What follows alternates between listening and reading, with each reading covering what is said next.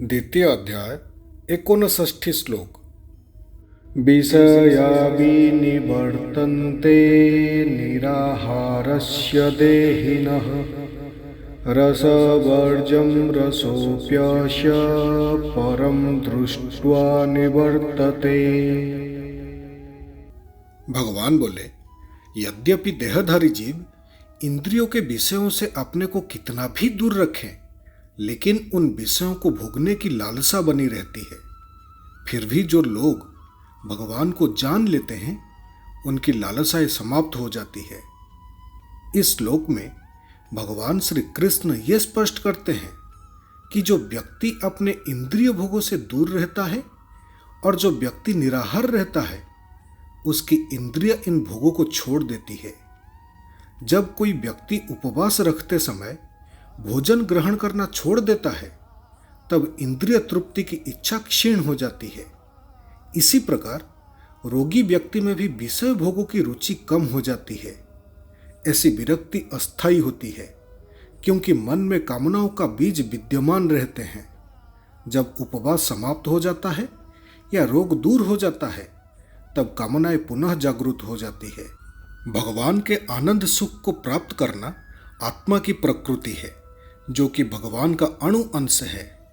जब तक इसे ये आनंद नहीं मिलता, तब तक आत्मा भी तृप्त नहीं होती और उसकी ये खोज निरंतर जारी रहती है। साधक बलपूर्वक अपने इंद्रियों को विषय भोगों से दूर रख सकते हैं, किंतु इस प्रकार का संयम अस्थायी होती है, क्योंकि वे विषय को भोगने की आंतरिक लालसा का समन नहीं कर सकते। जब आत्मा भगवान की भक्ति में तलीन हो जाती है और परमानंद प्राप्त करती है, तब उसे दिव्य प्रेम रस की अनुभूति होती है, जिसे प्राप्त करने के लिए वो अनंत जन्मों तक तरसती रहती है। तैत्तिरीय उपनिषद में वर्णित है, रसो वै सह रसम हेव्यायम लब्ध्वानंदी भवति।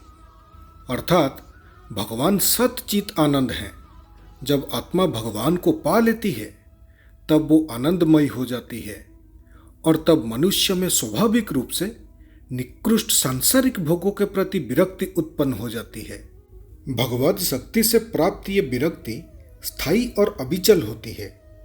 इस प्रकार भगवद गीता कामनाओं के दमन का कोरा उपदेश देने के स्थान पर उन्हें भगवान की ओर निर्देशित कर सुंदर उदातीकरण के मार्ग पर अग्रसर होने का ज्ञान देती है। यह श्लोक ये बताता है कि जब व्यक्ति इंद्रिय भोगों से दूर रहता है और उच्चतर आध्यात्मिक अनुभव प्राप्त करता है, तो उसकी इंद्रिय इन भोगों की ओर आकर्षित नहीं होती। इस प्रकार निराहारता और आत्म साक्षात्कार की प्राप्ति से इंद्रियां विषयों की ओर से हट जाती है